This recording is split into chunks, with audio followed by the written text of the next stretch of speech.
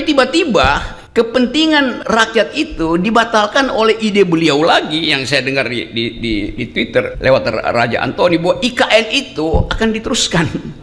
Ya, orang yang belajar ekonomi tahu bahwa nggak di mana argumen kelayakan dari segi anggaran. Ambisi itu pasti dibatalkan oleh APBN.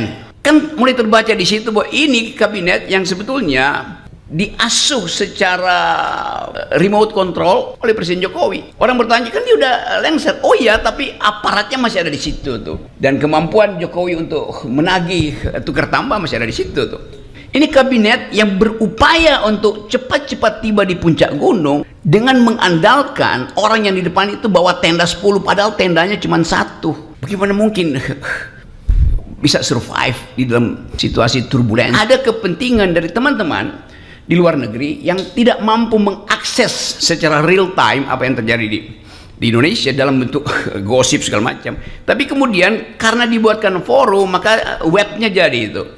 Jadi kita anggap bahwa ini adalah nexus of thought, itu jaringan pikiran yang memungkinkan kita share ideas. Itu dasarnya. Nah, kalau dia berkembang akhirnya sampai dibubarkan, itu pertanda bahwa ide yang hendak kita selundupkan ke Indonesia, ide yang hendak kita investasikan ke Indonesia itu tidak disukai oleh kekuasaan. Kan harusnya kekuasaan berterima kasih karena ada audit eksternal di dalam politik, yaitu dari luar. Mereka cuma ingin audit internal. Mereka yang belajar apa namanya ini, akuntansi, tahu bahwa di audit eksternal justru lebih jujur daripada di audit internal. Jadi mestinya pemerintah menganggap bahwa Forum Tanah Air ini adalah sounding board yang memberi semacam apa namanya nih, apa kalau tentara bilang army readiness, kesiapsiagaan setiap saat, kan begitu maksudnya, kan ada istilah itu tuh. Jadi kita Forum Tanah Air juga army readiness di dalam ide itu, tapi kemudian dimusuhi itu. Ya mungkin kan ada Refli Harun, ada Edi Mulyadi, ada Pak Gatot, udah pasti itu kan, dan semua hal yang kemudian disinopsiskan sebagai ini bajingan-bajingan yang hendak mengacau negara. Kan itu yang terjadi ya. Jadi diskurs itu yang hendak kita halang. Jadi kita mau kembali setelah situasi mulai terlihat seolah-olah tertata, kita mau balik lagi. Tadi Pak Tata betul untuk menagih konsistensi dari Presiden Prabowo hari ini. Kabinet merah putih, awalnya merah putih, tapi baru 2 hari seorang menteri yang dibrief dengan baik oleh pakar-pakar luar negeri ketika di Hambalang, Menteri Desa memakai kop surat Kementerian Desa untuk memerintahkan kepala desa berkumpul di sebuah desa untuk memenangkan istrinya yang sedang kampanye di desa itu. Kan dari awal kita lihat bahwa briefing Prabowo itu tidak dipahami atau sengaja diabaikan oleh menteri itu karena kepentingan individual, karena kepentingan pribadi. Jadi mestinya kalau kita pakai semacam prinsip, paradigmanya adalah rakyat yang diucapkan terus oleh Pak Prabowo. Tetapi paradigma itu tidak masuk karena ada mereka yang berkumpul dalam kabinet itu datang dengan kepentingan pragmatis masing-masing. Ide di briefing intelektual, panggil semua pakar dunia. Salah satu pakar yang ngomong itu adalah perempuan tentang korupsi. Tetapi sang menteri bilang, ya ini cuman kertas ini kan tidak ada anggaran negara itu. Jadi dia nggak paham bahwa kertas itu yang harganya 200 perak ada tanda tangan menteri, efek katastrofi terhadap politik itu tinggi sekali. Jadi bayangin cara berpikir menteri desa itu. Kan mestinya dia ngerti bahwa dia nggak boleh sedikit pun memanfaatkan itu. Tapi dia kan nggak ada uang negara di luar. Tanda tangan dia itu adalah uang negara. Jadi bagaimana kita mau tagih pada akhirnya yang sebetulnya di awal mestinya udah ditendang dia dari kabinet kan. Jadi konsistensi itu yang tidak ada tuh. Nah itu kita mulai melihat bahwa kabinet ini dari merah putih mulai jadi merah pucat. Itu dasarnya. Nah saya balik pada soal kita. kita mulai melihat bahwa kalau kita perhatikan dalam ya 1 minggu ini, spot shot yang diberikan pada Prabowo itu sangat lebar besar. Artinya ada harapan dari rakyat. Bahkan Prabowo terbawa di dalam semacam megalomania bahwa dia akan berpihak pada rakyat. Dan mungkin juga Pak Prabowo merasa bahwa dia harus jadi sosialis pertama di Asia itu. Karena itu gabung dengan BRICS. Dia jadi sosialis pertama di Asia, karena itu makan siang harus ada di situ. Tapi tiba-tiba kepentingan rakyat itu dibatalkan oleh ide beliau lagi yang saya dengar di Twitter lewat Raja Antoni bahwa IKN itu akan diteruskan. Ya, orang yang belajar ekonomi tahu bahwa nggak di mana argumen kelayakan dari segi anggaran. Ambisi itu pasti dibatalkan oleh APBN. Nah, kita mulai berpikir bahwa yang tadi disinyalir oleh Pak Tata itu, mulai ada blocking di dalam kabinet ini yang diarahkan secara sangat sublim oleh presiden sebelumnya. Kan mulai terbaca di situ bahwa ini kabinet yang sebetulnya diasuh secara remote control oleh Presiden Jokowi. Orang bertanya, kan dia udah lengser. Oh iya, tapi aparatnya masih ada di situ tuh. Dan kemampuan Jokowi untuk menagih tukar tambah masih ada di situ tuh. Walaupun kita tahu ya ini sebentar aja selesai sebetulnya. Kita mau bicara tentang ide. Sekarang saya masuk pada apa sebetulnya yang harus dipegang sebagai mandat dari FTA tuh. Kita mulai membaca ada konsep yang belum diutuhkan oleh pemerintah ini. Kalau kita bertanya, 2045 itu Indonesia Emas isinya apa? Di dalam politik luar negeri apa artinya Indonesia Emas? Di dalam soal keadilan sosial apa artinya Indonesia Emas? Pilihan ekonominya seperti apa tuh? Kita nggak dapat ide itu tuh.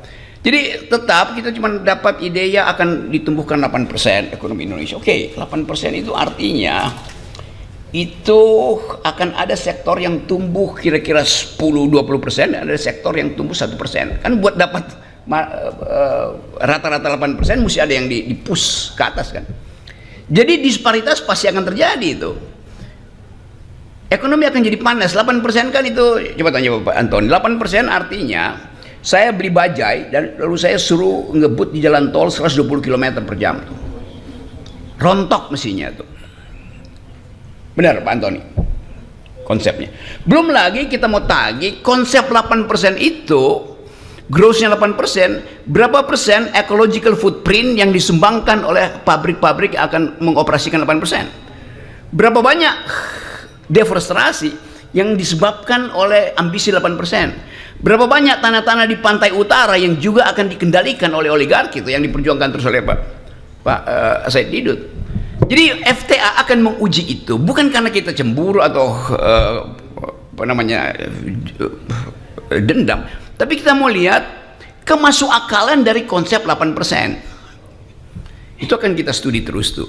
Kita mau lihat kemasukakalan dari proposal untuk menghidupkan kembali IKN. Nah, pada dasarnya tuh. Yang paling penting kita tahu bahwa soal Indonesia ini yang diucapkan terus oleh Pak Prabowo adalah soal pangan. Apakah pangan ini betul-betul didesain dalam upaya untuk mengatasi krisis pangan? Atau desain ini sebetulnya udah dibaca lebih awal oleh 2-3 orang yang menguasai ekspor impor pangan dan mulai menyodorkan sesuatu sebagai umpan untuk memperoleh kepentingan, keinginan di Papua, di Kalimantan. Jadi kasak-kusuk ini soal pangan dan soal pertumbuhan ekonomi itu adalah hal yang akan kita riset terus. Kita tentu akan riset bagaimana kemungkinan terburuk kalau pembekalan, sebut aja pembekalan intelektual di Hambalang itu kita uji akibatnya apa. Coba kita kasih contoh, saya kasih contoh. Saya baca banyak tentang si John yang kasih pembekalan tentang politik luar negeri itu. Orang yang punya perspektif realis dalam studi politik internasional itu John last name dia itu. Kenapa John ini yang dipanggil untuk membekali menteri-menteri itu? Bukankah John ini adalah seorang yang pro perang, bukan pro damai, sementara Indonesia adalah memilih untuk bahkan menjadi pasifis sebetulnya. Sementara metode yang diterangkan oleh narasumber ini adalah metode-metode kaum realis, civis pacem para bellum. Kalau Anda ingin damai, bersiaplah untuk perang. Kan beda paradigmanya. Dan lebih dari itu, begitu diterangkan soal ekonomi oleh macam-macam dari 8 sesi itu, kita bertanya, ngerti nggak mereka yang di brief di Hambalang dalam 2 hari itu? Dalam bahasa Inggris pula diterangkan itu kan, ya mungkin pakai interpreter. Tetapi kelihatannya nggak ada yang paham itu. Kalau saya bicara dengan mereka yang ada di situ, dan ya mungkin 2% si ini paham, karena waktu itu dia cuma ya gini-gini, padahal sebetulnya dia mesti angkat tangan bertanya tuh. Jadi diskurs intelektual tidak terjadi di Hambalang. Saya sebut diskurs intelektual. Narasinya ada, tapi without diskurs. Bagaimana mungkin pembekalan itu tanpa debat? Konsep yang bertentangan. Jadi kita mulai menganggap bahwa komposisi kabinet ini tidak diasuh secara paradigmatik untuk menghasilkan sesuatu yang betul-betul konseptual. Gak ada paradigma di situ. Indonesia paradigma damai, tapi yang diundang mengajarkan tentang cara bertahan dalam perang itu. Sementara kita tahu bahwa ya itu peralatan perang kita itu ada bekas, semua barang bekas persenjataan kita. Jadi itu satu poin. Sehingga saya menganggap bahwa ini tadi saya ngomong sama Ersben Arif, ini kayak orang naik gunung, karena saya suka naik gunung. Itu berebut tiba di atas, padahal tendanya cuma satu tuh. Hancur, kedinginan, segala macam. Ini kabinet yang berupaya untuk cepat-cepat tiba di puncak gunung dengan mengandalkan orang yang di depan itu bawa tenda 10, padahal tendanya cuma satu. Bagaimana mungkin bisa survive di dalam situasi turbulensi misalnya?